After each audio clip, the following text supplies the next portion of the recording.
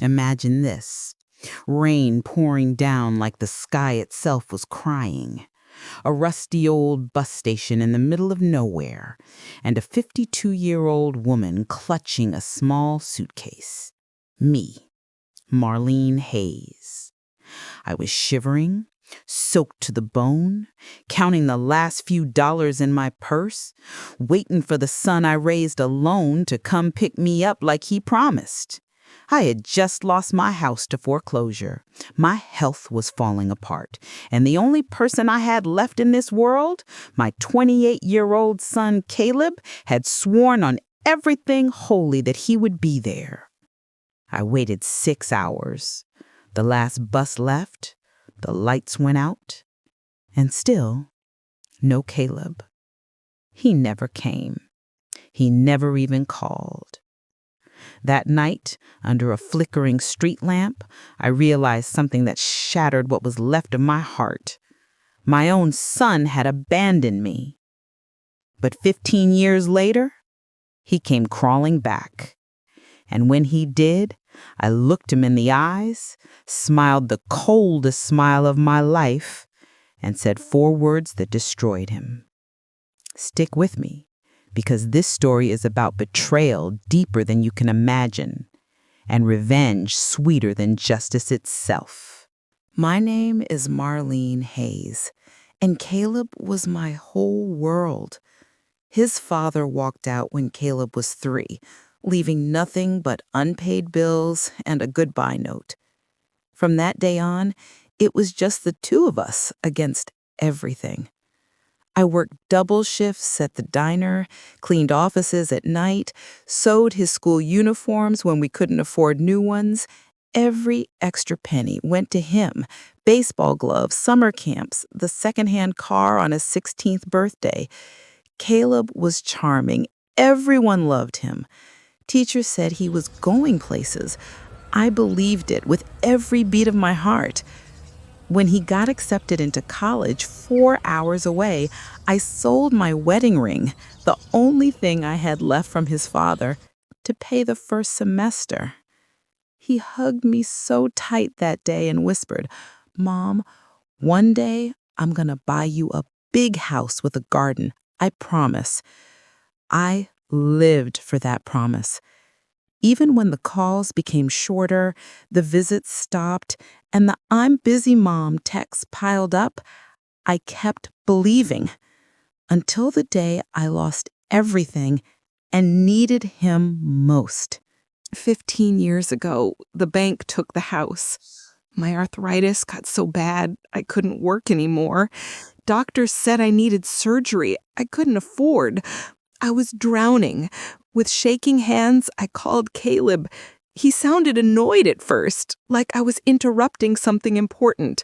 I told him everything, tears running down my face, begging him to please just come get me from the bus station after I turned in the house keys. There was a long silence.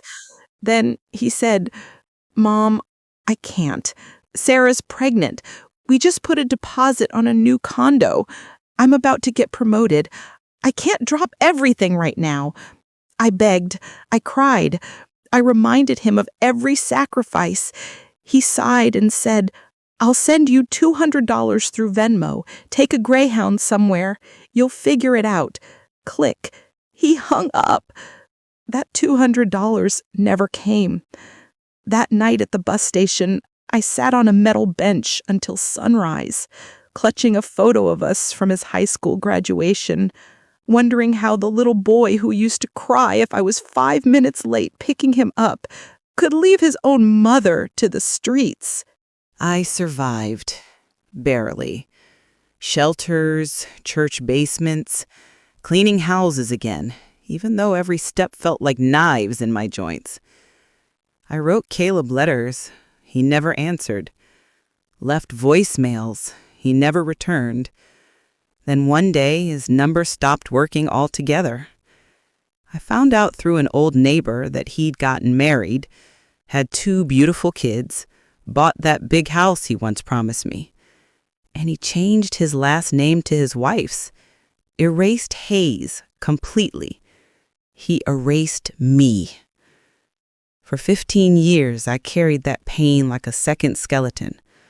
Some nights I'd sit in my tiny rented room and whisper to the dark, "One day, Caleb, one day you'll need me, and I'll remember this feeling."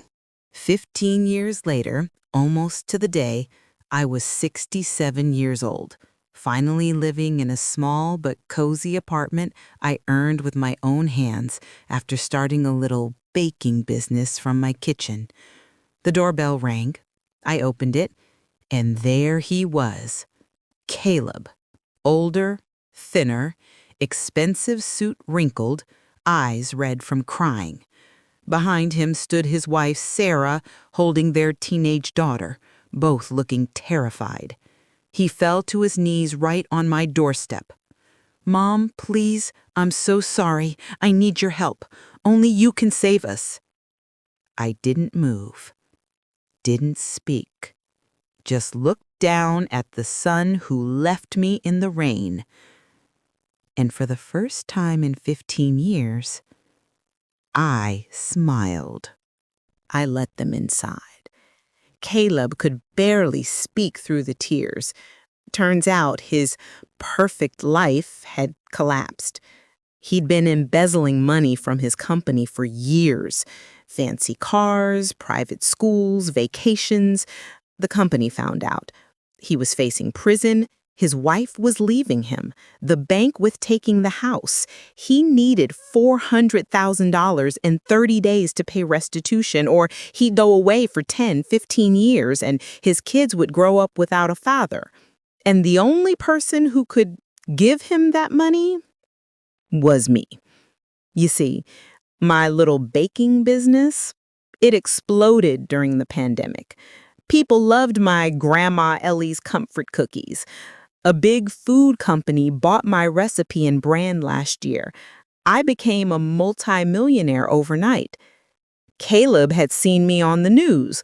Local woman turns grief into sweet success. He thought I'd saved him. He begged, "Mom, I know I was horrible. I was scared back then. I was selfish. But I'm your son. Blood is blood. Please, save me one last time." His daughter was crying. His wife wouldn't even look at me.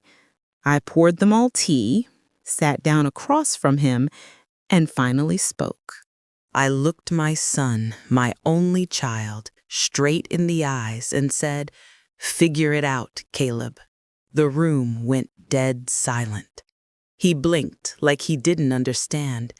I continued, calm and cold.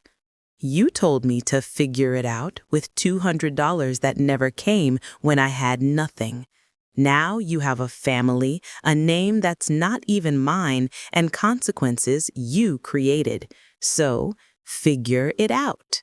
He screamed, he threatened, he tried guilt. I just stood up, walked to the door, and opened it. "Get out of my house and never come back." His wife dragged him away as he sobbed like a child.